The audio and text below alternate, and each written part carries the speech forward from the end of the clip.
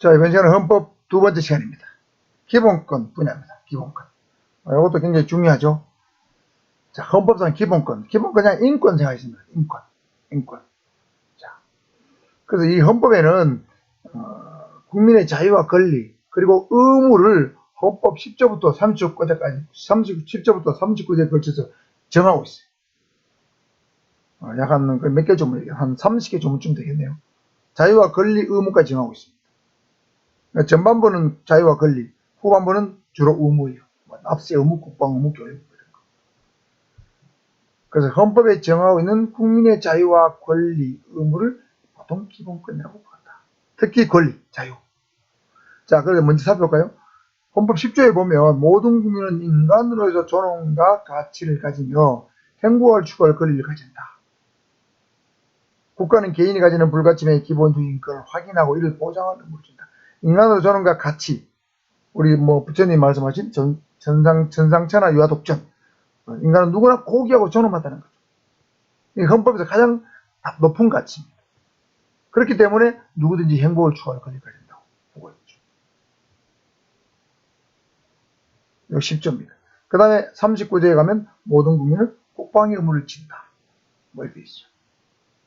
이렇게 해서 이제 10조부터 39조 사이에서 기본권을 전반적으로 정의하고 있는데, 크게 보면 기본권은 크게 포괄적 기본권 하나하고 자유권적 기본권, 사회권적 기본권, 생존권적 기본권, 참정권적 기본권 이렇게 나눕니다.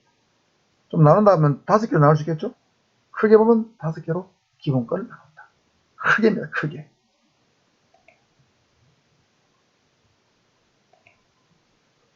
그래서 포괄적 기본권은 방금 10조에 봤던 인간으로 존엄과 가치, 행복 추구권, 의협정, 그 다음에 평등권, 이런 것들이 포괄적 기본권이에요. 포괄적 기본권은 뭐냐면 뒤에 나오는 자유권, 생존권, 청구권을 보장하기 위해서 전체적으로 아우르는 기본권을 뜻입니다.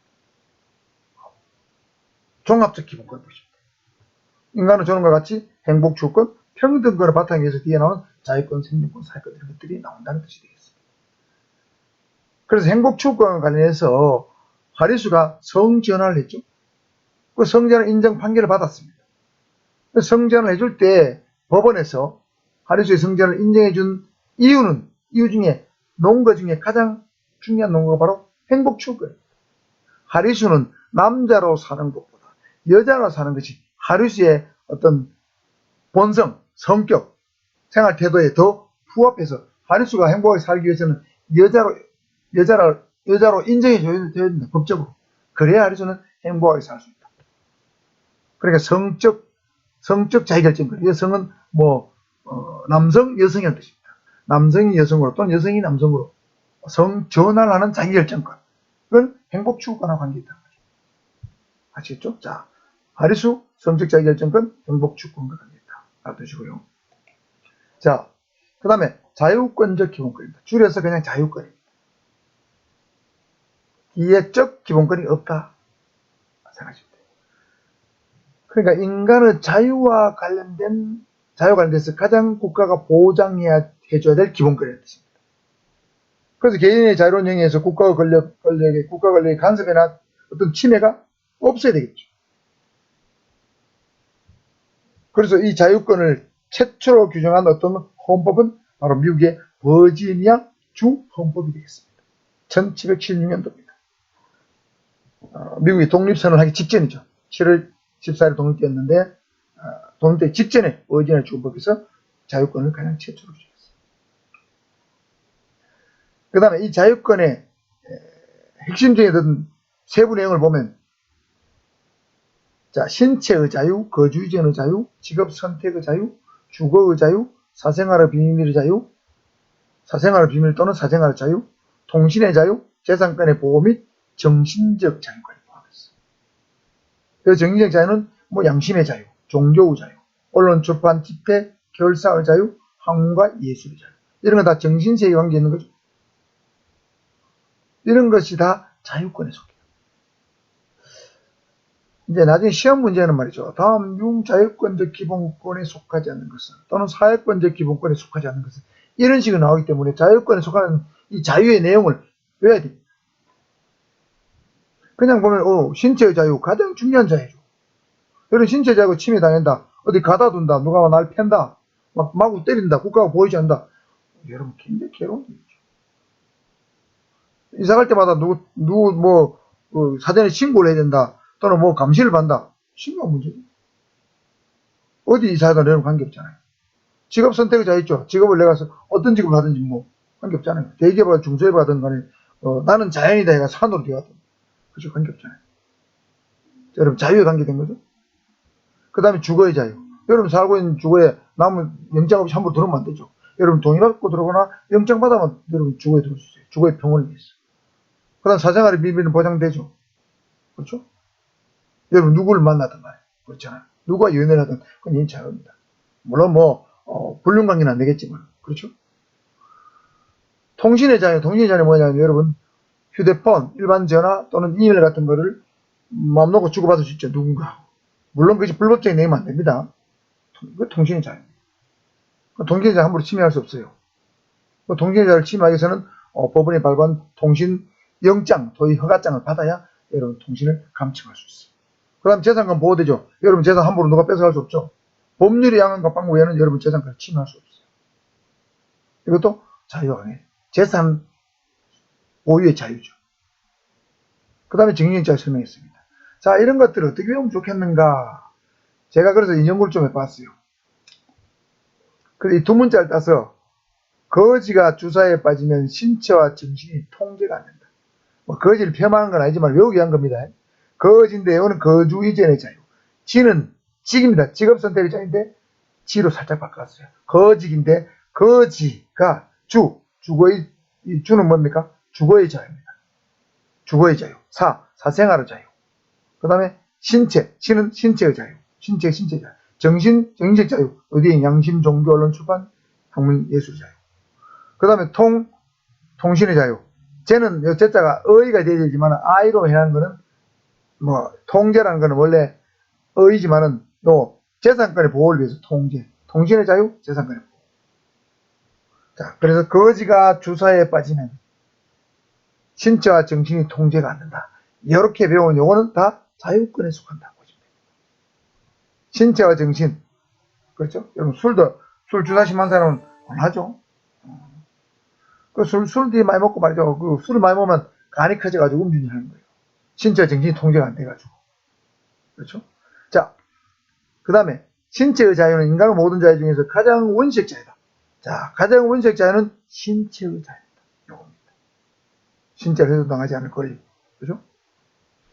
신체의 자유 중에서 구속 전 피의자 신문, 실질심사제도, 보석제도, 전문법칙, 위협적 증거 배제법칙, 증거재판주의, 자유심증주의는 헌법에 규정이 없고 형사소송법에 규정하고 있다. 자, 요거는 왜 내놨냐면 다음 중 자유권적 기본권 중에서 또는 기본권 중에서 헌법에 규정된 것이 아닌 것은 이런 문제가 가끔 나와요. 그래서 넣는 겁니다. 뒷부분에 보면 여기 신체의 자유에 관한 규정이 헌법에 나온 게 있어요. 요거하고 결부시켜서 공부할 건데 헌법에 없는 것만 제가 먼저 설명했어요. 자, 이거는 나중에 형사소송법에서 나와요. 나오는데 미리 한번 간단히 맛만 보겠습니다. 자, 구속 전 피의자 신문 또는 실질심사제도는 뭐냐면 피의자에 대해서 구속영장을 검사가 청구를 했습니다. 청구를 하고 나면 바로 구속이 되는 것이 아니고 이 피의자를 데리고 판사 앞에 가면 판사가 이 사람을 구속할 필요가 있나 없나 해서 이 사람의 범죄 사실에 대해서 물어보기도 하고 범죄 사실 인정 여부도 물어보고 그 다음에 가족관계라든가 교우관계, 재산관계 다 물어봅니다. 도망갈 염려가 있나 없나, 증거에 맞는 염려가 있나 이런 걸 물어보고 최종적으로 구속 여부를 심사하기 위한 절차. 이게 바로 구속 전 피의자 신문이에요. 그냥 형소법에 있어요. 그래서 영장 실질심사 제도라고 부릅니다. 그 다음 보석제도는 여러분 구속이 되었는데 이미 구속영장이 발부돼서 구속이 되었는데 예를 들면 몸이 굉장히 많이 아프다. 그래서 좀 석방한 상태에서 불구 상태에서 재판을 하게 해주세요. 그렇게 청구하는 게 보석제도예요.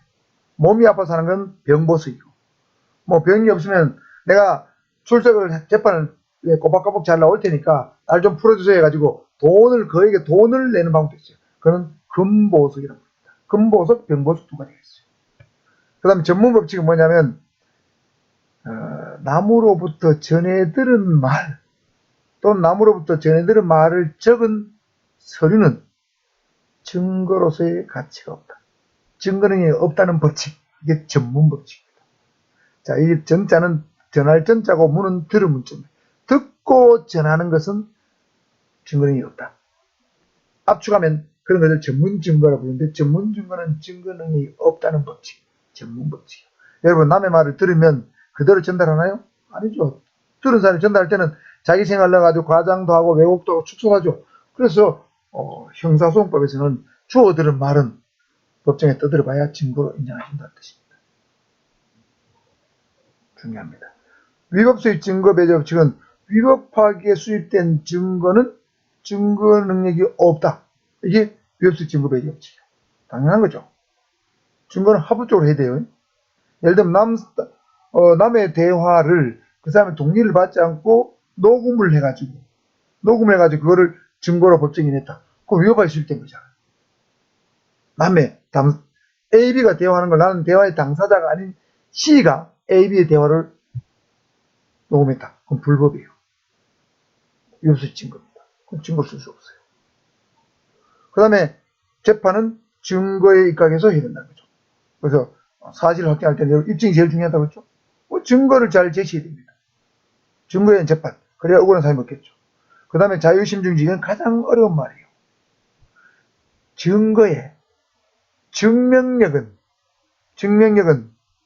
법관이 자유로 자기 마음으로 정한다는 뜻입니다. 이거 어렵게 제가 설명했는데 증거의 증명력은 법관의 자유 판단에 따른다는 주의입니다. 여기서 증명력은 매우 주관적인 거예요. 증거 능력은 법에 정해져 있어요. 어떤 것은 증거 능력이 있다, 어떤 것은 없다고 적어놨어요. 그러니까 전문 증거는 증거 능력이 없다, 위법수입 증거는 증거 능력이 없다 적어놨어요. 근데 증명력은 굉장히 주관적인 거예요. 판사가 판단해가지고 그거는 믿을만하네 하면 증명이 있는 거고 그거는 믿을 수가 없어. 신빙성이 없어 하면 증명이 없는 거예요. 판사가 어찌 보면 남용할 여지가 존재하는 것이 자유심증주의입니다. 이런 것은 헌법에 없습니다. 자, 그러면 헌법상 신체의 자유에 관한 규정이 12조에 나와 있는데 어떤 것이 나와 있는가? 12조에는 7가지가 나와 있어요. 7가지 있죠? 7번까지 있죠. 자, 1항입니다. 모든 국민이 신체의 자유를 가진다. 누구든지 법률에 의하지 않고는 체포, 구속, 압수수색, 신문을 받지 아니하며 법률과 적법한 절차에 의하지 아니하고는 처벌, 보안처분, 강제 노역을 받지 않는다. 쉽게 말 법률에 의하지 않고는 체포, 구속도 안 되고 처벌 못한다. 일종의 재형법정주의 등을 규정해 놓은 겁니다. 자, 재형법정주의 헌법에 있다. 모든 국민은 고문을 받지 아니하며 형사상 자기에게 불리한 진술을 강요당하지 아니한다. 자, 고문 금지의 원칙과 진술, 요 후반부는 진술 거부권을 규정하고 있어요. 고문 금지와 진술 거부권 또는 묵비권을 규정하고 있습니다. 사망입니다. 체포, 구속, 압수수색할 때는 적법한 절차에 따라 검사의 신청에 의하여 법관이 발부한 영장을 제시해야 된다. 압수수색 영장을 제시해야 된다는 뜻이죠. 다만 현행범인인 경우와 장기 3년 이상의 형에 해당하는 죄를 범하고 도피, 증거인멸을 인정했을 때는 사후에 영장을 청구할 수 있다. 현행범인, 그 다음에 장기 3년 이상의 형, 요런 사람을 체포하는 것을 긴급체포라고 불러요. 그러니까 현행범과 긴급체포된 피의자에 대해서는 사후에 영장을 청구할 수 있다. 먼저 체포하고 나중에 영장을 받으라는 뜻이 되겠습니다. 요거를 사망을 영장주의라고 부릅니다. 앞부분은 물건에 대한 영장, 뒷부분은 사람에 대한 영장이 되겠습니다. 사항입니다. 누구든지 체포 구속을 당한 때는 즉시 변호인의 조력을 받을 권리를 가진다. 다만 형사피고인이 스스로 변호인을 구할 수 없을 때에는 법률이 정하는 바에 의하여 국가가 변호인을 붙인다. 자, 변호인의 조력을 받을 권리를 헌법에 규정하고 있는데 앞부분은 자기가 하는 거니까 앞부분은 사선 변호인의 조력을 받을 권리고 사선 변호인이 없을 때는 법률이 정하는 바에 한다. 국가가 변호를 붙인다. 이거는 국선 변호인 제도를 뜻하는 겁니다. 5항입니다. 누구든지 체포구속 이유와 변호인의 조력을 받을 권리가 있음을 고지받지 않고는 체포구속을 당하지 아니한다. 체포구속을 당한 자의 가족 등 법률이 정하는 자에게는 그 이유와 일시 장소가 지체 없이 통지되어야 한다. 자, 앞부분은 뭐냐면 미란다 원칙을 설명하고 있습니다. 체포구속할 때는 체포구속을 왜 하는지, 절도를 하는지, 강도를 하는지, 강간을 하는지, 변호인이 졸업할 걸 있으면 알려줘야 되죠. 이게 미란다 원칙. 범죄 사실, 체포구속 사유, 변호인이 조력을 받을 권리, 미란다 원칙이고요. 뒷부분은 체포구속 통지제도입니다. 그래서 형사법에 가면 헌법이 열려 있지만은 그 통지할 때는 전화 같은 거나 문자로 먼저 통지하고 24시간 안에 다시 서면으로 통지해야 된다고 형사소송법에 세부적으로 규정하고 있어요. 자, 통지제도도 헌법에 있다. 6항입니다. 누구든지 체포구속을 당한 때는 적부의 심사를 법원에 청구할 권리를 가진다. 자, 이걸 체포구속 적부심이라고 불러요. 자, 이게 뭐냐면 체포나 구속이 적법한가 부적법한가를 심사하는 거예요. 또는 적당한가 부적당한가를 심사하는 거예요. 자, 그러면 이거는 뭐냐면 체포 구속이 된 다음에 문제입니다. 자, 이거는 체포 구속 적부심이라고 부르는데 여기 앞에 어디 갔어? 구속 전 피의자 심원 또는 영장 실질심사 제도는 구속되기 전의 문제입니다. 구속된 다음에는 보석 제도 또는 체포 구속 적부심이 제기할 수 있지만 구속 전에는 체포구속 적부심 칸 제도가 존재할 수가 없습니다. 그러니까 여기 있는 구속 전 피해자 신문이 항상 먼저 오고 그 다음에 체포구속 적부심이 이루어지는 거예요. 필수 절차는 아니지만 순서가 그렇다는 거예요. 자, 먼저 구속 전 피해자 신문이 이루어지고 그 다음에 체포구속 적부심이 이루어진다. 아시겠죠? 구속된 다음에 문제입니다. 구분 단디하셔야 돼요.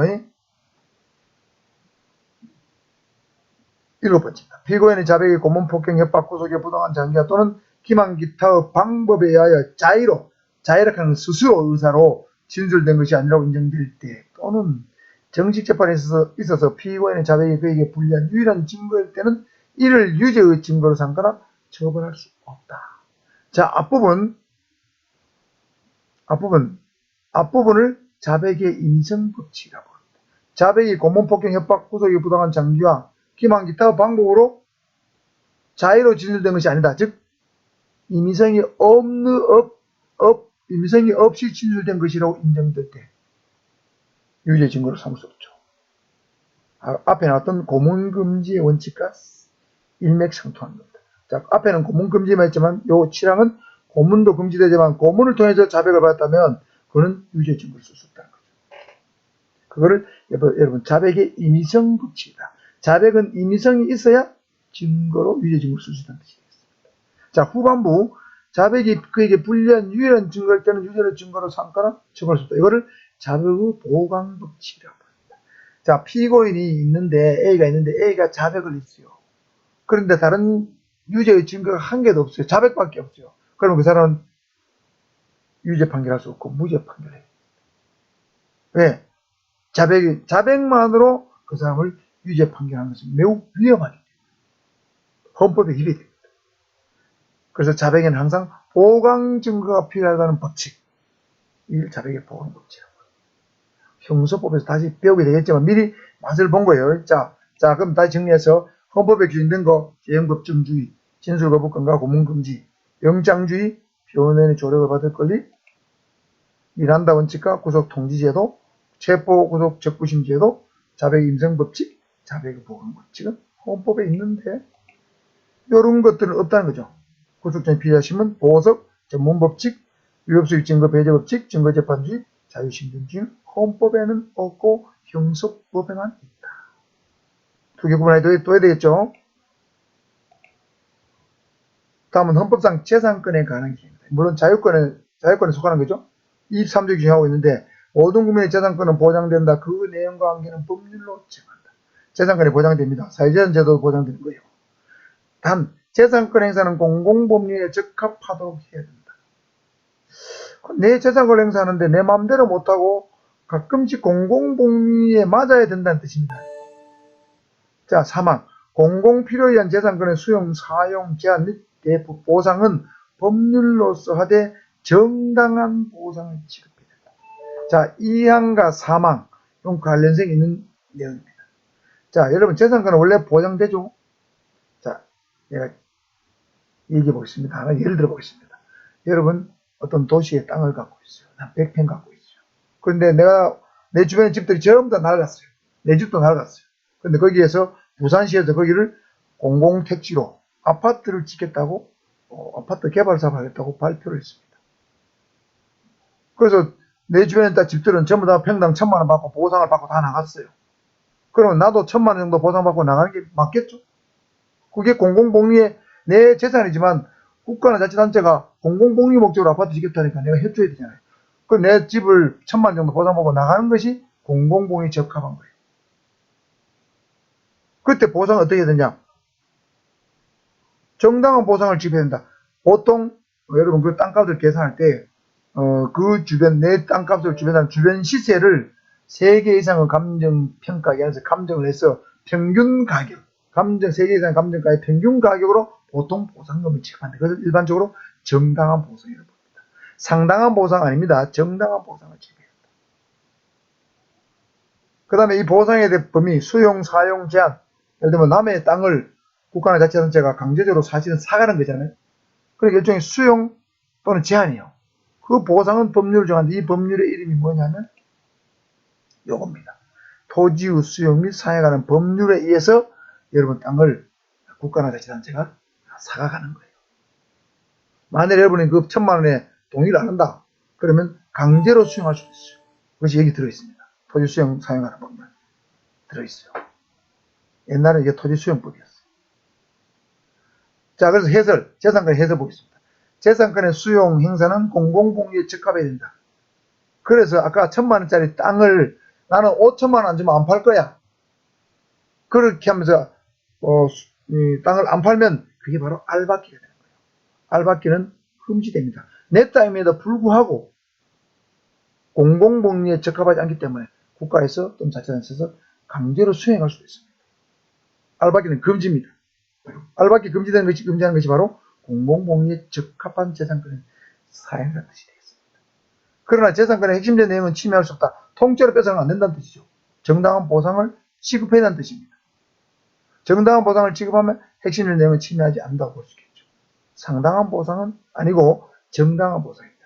물론 이 정당한 보상이 뭐고 상당한 보상이 뭐냐 항상 행정법에 가면 굉장히 깊이 나오지만 학설 대비도 많지만 여러분 그까지 필요 없고 그냥 정당한 보상을 지급해야 한다. 그 말 드시면 됩니다. 자, 오늘 알밖에 안 된다 배웠습니다. 다음은 사회권적 기본권 또는 생존권적 기본권 31조부터 36조에서 규정하고 있어요. 자, 생존권의 기본권은 여러분 감이 있다고 합니다. 먹고 사는데 꼭 필요한 기본권이에요. 근데 이거를 사회권적 기본권이니까 개념이 잘 알아요. 사회생활을 하는데 즉 살아가는데 꼭 필요한 기본권, 먹고 사는데 필요한 기본권 같은 개념입니다. 그래서 우리 국민에게 최소한 인간다운 삶을 보장해서 실질적 평등을 구현을 가능하게 하는 권리. 현대 복지국가에서 크게 강조하고 있는 권리입니다. 그러니 아까 말씀드렸던 실적 법치주의하고 관계 있는 개념. 사회, 국가, 원리와 관계 있는 개념. 이게 사회권적 기본권이에요. 그래서 인간다운 생활을 할 수 있는 권리. 헌법에 나와요. 31조.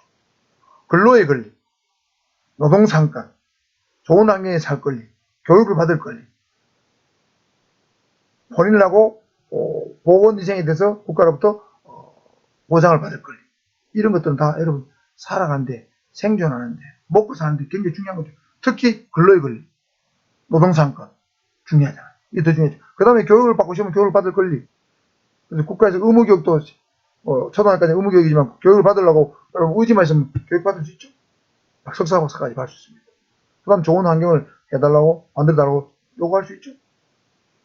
혼인을 국가에서 방해할 수 없습니다. 보장됩니다. 그렇죠? 보건권 때문에 여러분 코로나 같은 것 때문에 여러분 강제로 보건소에 가보기도 하고 보건소 스스로 자발적으로 검사도 받고 그러죠. 저는 코로나19 검사 3번 받았어요. 제 자발적으로. 내가 코로나 검사 받았는데 니는 코로나 검사 받으면 안 돼. 그래서 못한다는 얘기죠. 내가 보건권이 있기 때문에. 자, 이런 것들이 사회권적 기본권이에요. 자, 그럼 사회권적 기본권은 어떻게 외우느냐? 이렇게 외운다는 거죠.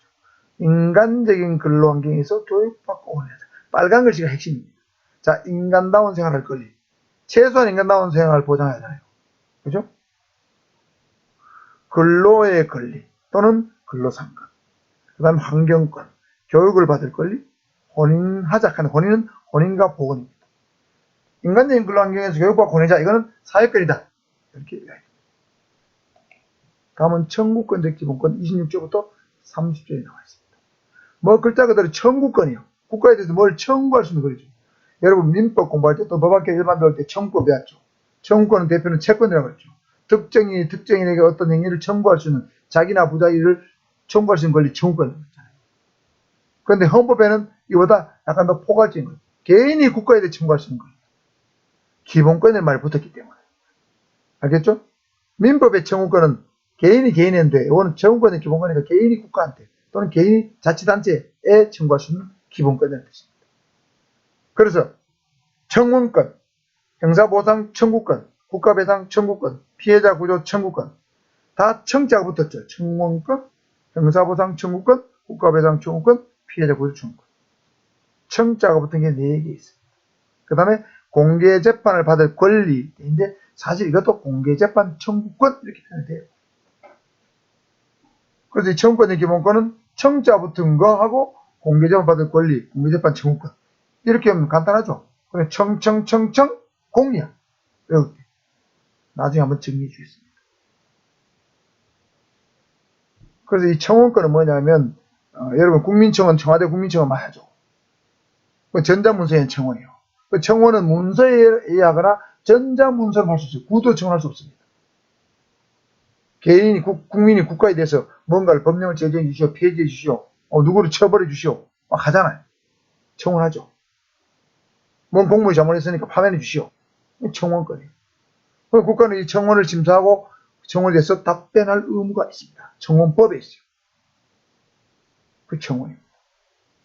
그 다음에 국회 청원 규칙도 있어요. 국회에 청원하려면 국회는 소개를 받아서 하거나 또는 국민적 동의를 받아서 전자적 방법으로 청원하는 방법도 있습니다. 그래서 국회에 청원할 때는, 국회의원을 통해서 할 때는 사람을 통해서 청원할 때는 국회의원의 소개를 받아야 된다고 국회 청원 규칙에 명시해놓고 있는데, 어쨌든 청원권은 문서 또는 전자문서로 해야 되는 것이다. 그 다음 형사보상 청구권은 뭐냐면, 예를 들면 어떤 사람이 체포돼가 구속돼가지고 억울한 옥살이를 했어요. 그럼 억울한 옥살이 하다가 무죄로 석방됐을 때 억울한 옥살이에 대해서 금전적 보상을 국가에 청구할 수 있는 권리, 그게 형사보상 청구권이에요. 자, 억울한 옥살이에 대한 보상이다 보면 되고, 국가배상은 억울한 옥살이는 아니고, 예를 들면 여러분이 자전거를 타고 가다가 돌에 홈이 파져 있어가지고 그 홈 때문에 자전거가 넘어지면서 내가 다치고 자전거가 손상이 됐다. 그러면 자전거 수리비하고 내가 다친 비용의 일부를 그 도로의 관리주체인 자치단체 또는 국가에다가 물어달라고 청구할 수 있는 권리, 그게 국가배상 청구권이에요. 국가가 도로를 관리를 잘못한 책임이 있죠. 본인 과실도 있지만 국가나 자치단체 책임도 있잖아요.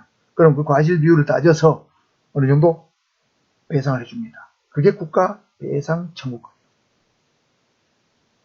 그 다음에 범죄 피해자가 있는데, 범죄 피해자가, 가해자가 아무런 자력이 없다, 재산이 없다, 나에 대해서 물질적으로 도와줄 능력이 안 된다. 그럴 때는 국가에다가 범죄 피해자가 구조를 청구할 수 있어요. 실무적으로는 각 지방검찰청 범죄 피해자 구조 기구가 있는데, 각 지방검찰청에다가 범죄 피해자 구조를 청구합니다. 그 다음에 공개재판을 받을 거예요. 이 공개재판은 북한의 공개 비판 이런 개념이 아니고, 일반 시민이 공개된 법정에서 볼 수 있는 상태의 재판, 이게 공개재판입니다. 자, 그리고 무죄 추정의 법리도 헌법에 규정되어 있습니다. 자, 무죄 추정의 법리는 재판과 관계된 거죠. 그래서 모든 국민은 유죄의 확정 판결을 받기 전까지는 무죄로 추정된다, 그런 뜻입니다. 자, 그러면 유죄의 확정 판결을 받으면 무죄 추정의 법리는 깨지는 거죠. 그러니까 여기 추정이요.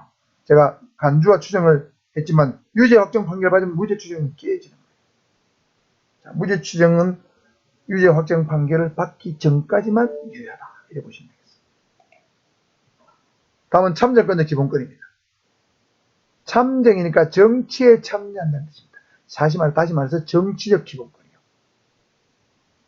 여러분 선거할 수 있죠. 국회의원 선거, 대통령 선거, 지방자치단체 장선거, 지방의원 선거 참여할 수 있는 선거가 있습니다. 그 다음에 공무담임입니다. 담임 선생님 담임인데 공무를 맡아서 일할 수 있는 권리입니다. 그러니까 여러분 공무원 시험 쳐가 9급, 7급, 5급 되면 공직에 취임할 수 있죠. 그 다음에 자치단체장이나 지방의회 의원에 출마해서 당선될 수도 있죠. 이건 비선거권이에요. 이런 걸 공무담임권이라는 거예요. 공무원이 되는 거지 쉽게 말하면. 이건 공무원을 뽑는 거고 대통령에서 국회의원을 뽑는 거고 국민투표권은 여러분 헌법 개정안에 대해서 국민투표할 수 있죠. 그 다음에 국가 안위에 관계된 중요한 정책 결정에 대해서는 대통령이 국민투표에 붙일 수 있습니다. 그러니까 참정권은 헌법의 참정권은 여러분 선거권, 공무단임권, 국민투표권 3개가 있습니다. 자 주의할 사항. 주민투표권은 헌법상 기본권 아니다. 자 국민투표와 주민투표는 다른 거예요. 이거는 지방자치단체 주민에게만 인정된 권리고 국민투표는 대한민국 모든 국민 특히 유권자 4,040만 명 정도의 국민에게 18세 이상의 국민에게 인정된 권리입니다. 그래서 주민투표권은 지방자치법에 근거하고 있고 국민투표권은 헌법에 근거한 기본권이다. 차이가 두시죠. 다음은 기본권의 제한입니다. 자, 기본권은 원칙적으로 헌법에서 보장되지만 경우에 따라서 3가지 사유로 제한될 수 있습니다. 이 3가지 사유를 알아두셔야 됩니다. 국가안전보장을 위해서 제한될 수 있고 질서유지를 위해서 제한될 수 있고 공공복리를 위해서 제한될 수 있어요. 자, 국가안전보장 당연하죠. 공공복리에서 아까 알밖에 안 된다고 했죠. 질서유지를 위해서 제한되는 경우는 법률을 제한하는데 예를 들면 여러분 아까 자유권 중에서 정신적 자유에 여러 집회 시위 자유가 있었죠. 집회 시위 자유가 무한정 보장되는 거 아니죠. 법률을 제한하고 있잖아요. 지금 코로나 전국에 감염병 예방법에 해가지고 여러분 1인 시위에는 금지하고 있잖아요. 광화문에서 못 모이죠. 법률을 제한되는 거예요. 그렇죠. 감염병 예방법에서.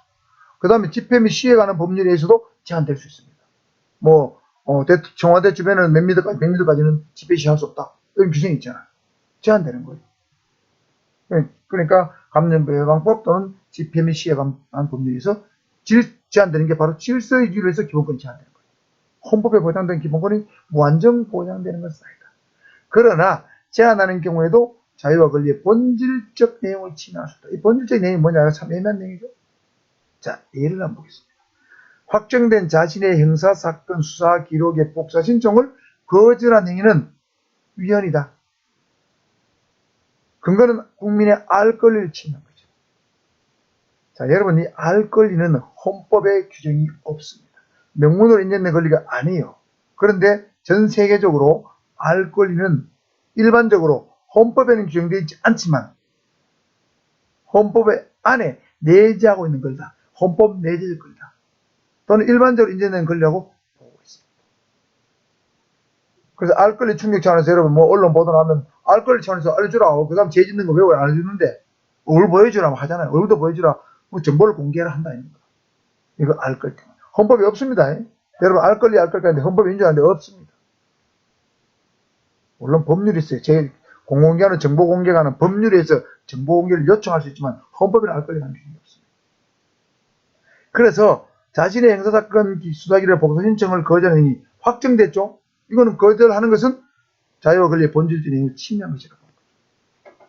왜냐하면 확정된 형사사건 기록을 보는 것은 누구한테 기본권이 침해된 게 아니라 본인의 권리입니다.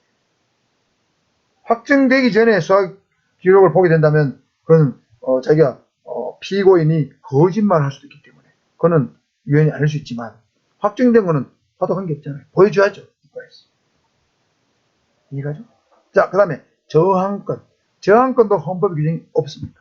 역시 이것도 헌법 내재적 권리를 하고 있어요. 자, 헌법에 없는데 보장되는 일반적으로 보장되는 권리. 알 권리와 저항권. 2개 알아두셔야 됩니다. 이것도 저항권도 알 권리도 시험에 나온 적이 있어요. 그래서 우리 헌법에는 이 알 권리에 대한 저항권에 대한 근거 규정으로 헌법 전문이 있는데 헌법 전문가 본문 전문에 4.19 민주 이념을 계승하고 이런 말이 들어갔어요. 4.19 민주이념을 계승해서 예를 들면 독재자가 독재를 하면 막 집회 시위를 한다. 이렇게 폭력 시위를 해도 알 권리 저항권 차원에서 인정된다. 이렇게 본다는 거죠. 여러분 4.19 민주운동, 4.19 그때 학생들이 시민들 들고 와서 막 폭력을 행사했죠. 그래서 그걸 의거라고 부르잖아요. 그 일종의 저항권 행사하고.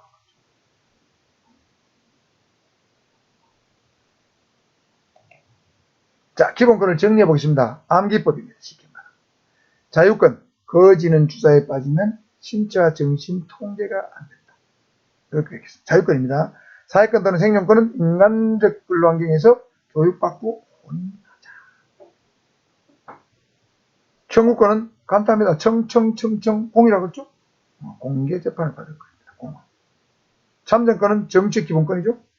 자, 국선공, 국민투표권, 선거권, 공무단임권, 국선공. 자, 이렇게 해서 기본권의 종류와 기본권에 대한 암기 방법까지 살펴봤습니다. 다음 선거의 5대 기본 원칙입니다. 5가지 원칙. 보통선거, 평등선거, 직접선거, 비밀선거, 자유선거죠. 이건 뭐 초등학교 때 나온 거야. 그렇지만 보통선거와 평등선거가 약간 헷갈리기 때문에 요거 잘 알아두십니다. 만 18세 이상이면 누구나 선거권 있죠? 이걸 보통선거라고 합니다. 평등선거는 뭐냐? 1인 1표제입니다. 18세 이상자 중에서 대통령은 10표, 거지는 1표. 안 된다는 거죠. 재소자도 1표. 해외 나간 재외국민도 1표. 그렇죠? 이게 평등선거. 그 다음 직계선거는 유권자가 본인이 직접 투표장에 투표되는 거고, 투표의 내용을 모르게 하는 것이 비밀선거고, 자유선거는 누가 강압적으로 그 사람이 누구 찍어라 하면 안 된다는 겁니다. 자유의사에서. 이 자유선거죠. 자, 5가지 원칙 알아두시고. 자, 이제 기출문제 풀어보겠습니다. 19에 13번입니다. 청구권의 기본권 설명으로 옳지 않은 것은. 청구권의 기본권입니다. 청원은 구두로 할 수 있다. 이거 바로 틀렸네요. 청원은 문서 또는 전자문서로만 할 수 있습니다. 재판 청구권은 신속한 재판을 받을 것도 포함된다. 자, 공개 재판 및 신속한 재판을 받을 것이 포함됩니다. 형사보상제도는 국가의 무과실 책임을 주는 것이다. 자, 아까 형사보상제도를 잠깐 설명했는데, 자, 한번 보겠습니다. 다시 한번 공부합니다. 미리. 자, 28조에 나오는데, 형사 피의자 또는 피고인으로 구금되었던 자가 불기소 처분이나 무죄 판결을 받은 경우에 그가 입은 정신적 물질적 손실에 대한 보상을 청구할 수 있는, 국가에 청구할 수 있는 것입니다. 자, 여기서 피의자도 되고 피고인도 돼요. 자, 피의자의 경우에는 불기소 처분이 되게 됩니다. 불기소 처분권자는 검사죠. 그러니까 예를 들면 죄 안됨, 증거 불충분 이런 걸로 해가지고 불기소 처분 됐다. 그래서 약간 체포대가 한 5일 구금됐다. 그럼 5일치 보상을 청구할 수 있는 거예요. 단 여기서 기소유예는 제외입니다. 왜 기소유예는 제외됐냐면 기소유예는 유죄, 예를 들면 범죄 혐의가 존재하는데 여러 가지 정황을 고려해서 기소를 하는 것뿐이에요. 그래서 범죄 혐의가 있기 때문에 이건 보상이 필요가 없죠. 그 다음에 무죄, 구금 피고인은 무죄 판결을 받아야 돼요.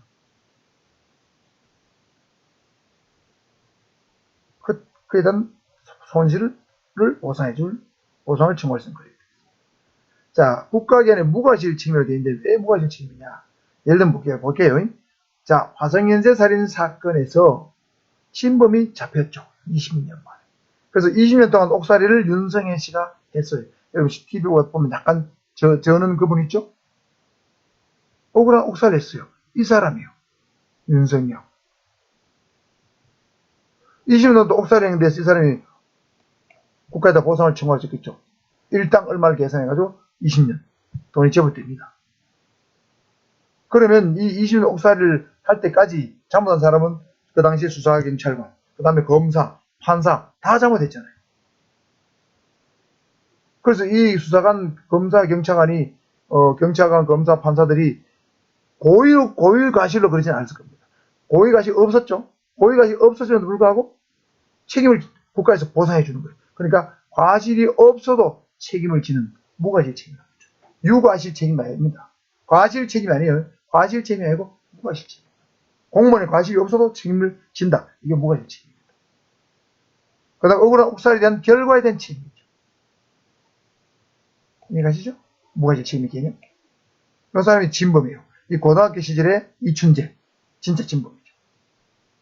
이거는 수감돼 있을 때 이춘재. 50대.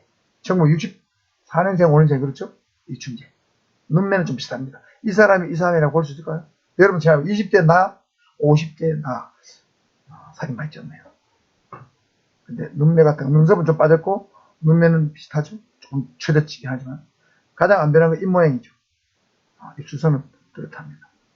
코도 많이 솟아올랐네요. 그렇죠? 그다음 팔자주름이 생겨. 이춘재. 화성살인사건 10번의 살인사건의 진범이라고 본인이 다 자백을 했습니다. 자, 이것이 형사보상청구권과 관계가 있다.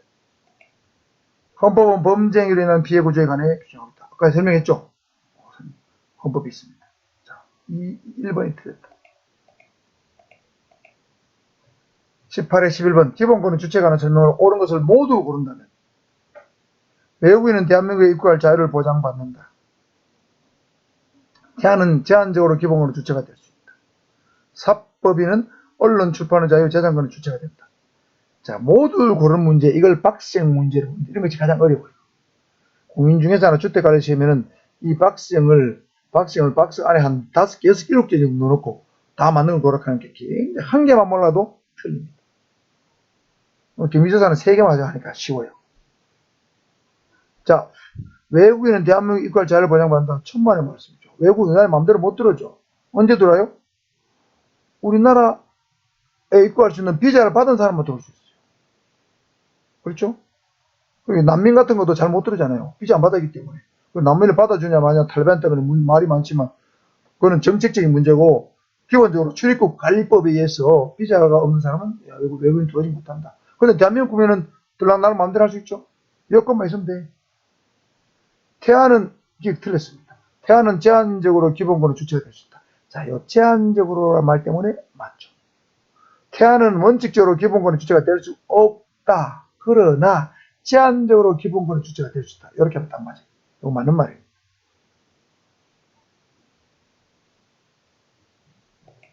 자, 태아의 외국인과 태아에 걸린 한 비교해 보겠습니다. 자, 외국인은 원칙적으로 대한민국 국민과 동일한 권리 능력이 있는데 예외적으로는 특별법에서 각종 제한을 받습니다. 쉽게 말하면 권리능력이 없어요. 자, 첫째, 선박법 항공법에 의해서 대한민국의 항공인의 선박은 소유할 수가 없습니다. 법으로 제한하고 있어요. 공증인법 도선사법에서 공증인 도선사가 될 수 없습니다. 공증인은 여러분 우리 대한민국 국적을 가진 변호사 중에서 법원으로부터 공증인으로 지명받은 사람만 될 수 있어요. 도선사는 여러분 바다의 파일럿입니다. 바다에서 나가서 큰 배를 아주 막 해안선이 복잡한 해안선에 안전하게 배를 일정한 지점까지 끌어오도록 유도하는 그런 국가 자격입니다. 외국인 안 됩니다. 그래서 입국 제한되죠. 자, 태아는 원칙적으로 기본 권리, 의무, 능력이 없는데 예외적으로 6가지 때만 권리 능력을 가집니다. 상속, 증여, 유증, 유류분권, 불로병에 의한 손해배상 청구권 등 6가지만 있는데 이건 나중에 민법 때 배웁니다. 자, 여기서 우선해야 될 건 태아는 원칙적으로 권리 능력이 없으나 예외적으로 6가지 경우에만 권리 능력을 가진다. 이게 바로 제한적으로 기본권의 주체가 될 수 있다는 말과 동일한 뜻입니다. 사법인은 언론 출판의 자유, 재산권 주체가 된다. 자, 사법인은 공법인이 아니에요. 사법인은 예를 들면 삼성전자 주식회사 사법인이죠. 현대자동차 사법인이에요. 현대자동차, 삼성자동차 언론 출판의 자유, 삼성자동차에 대해서 현대자동차에서 언론 출판에서 근거 없는 비난한다. 명예훼손 될 수도 있죠. 안 되죠? 재산권의 주체, 삼성전자, 현대자동차 재산 주식 살 수 있고 건물 살 수도 있죠. 당연히 살 수 있죠. 맞는 얘기죠. 그렇죠? 공법인은 어떤 게 있냐면 예를 들면 서울 지하철 공사, 그것도 사실은 주식회사지만 공법이에요. 공법 관계, 공법적 관계에서 설득법이기 때문에 부산 지하철 공사, 환경공단 이런 게 다 공법입니다. 자, 그래서 맞는 거는 니은 이것이다.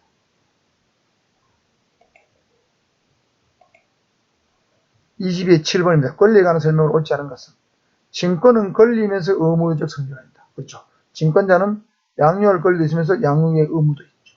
인격권은 상속이나 양도를 할 수 없는 것이 원칙이다. 그렇죠. 인격은 그 사람이 고유한 거기 때문에 일신전속권입니다. 맞다. 청구권의 기본권은 청원권, 재판 청구권, 환경권 등입니다. 자, 이 청구권은 청청청청공이라고 그랬죠. 자, 청원권, 재판 청구권인데 공개재판 청구권인데 이거 맞죠? 청원권, 청구권. 환경권 어디 있었겠습니까? 아까 인간적인 근로환경에서 교육받고 혼인하자. 아까 사회권에 속겠죠. 뭐에 속겠습니까?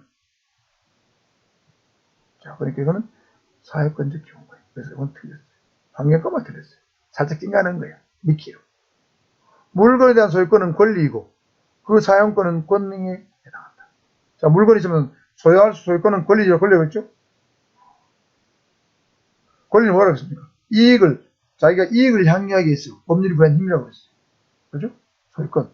그런데 그 권능은 그 권리의 내용을 이루는 계계의 힘이라고 했죠. 그러니까 소유권에 비해서 사용권, 수익권, 처분권 3개의 권능이 있죠. 4도 맞습니다. 자, 그래서 3번이 틀렸다. 끝났네요. 자, 이렇게 해서 기본권, 헌법의 기본까지 끝을 냈습니다. 오늘 영상을 2개 찍었는데, 뭐 이 준비해보니까, 교재 만든 걸 그대로 갖다 붙여도 막 글자 크기 조정하고 색깔 넣고 뭐 배열 조절하고 하니까, 이거 장난하기 시간 걸리네요. 여러분도, 제가 이렇게 열심히 하는데 공부하는 여러분 더 열심히 해야 되겠죠. 저보다 한 10배는 열심히 해야 됩니다. 아시겠죠? 자,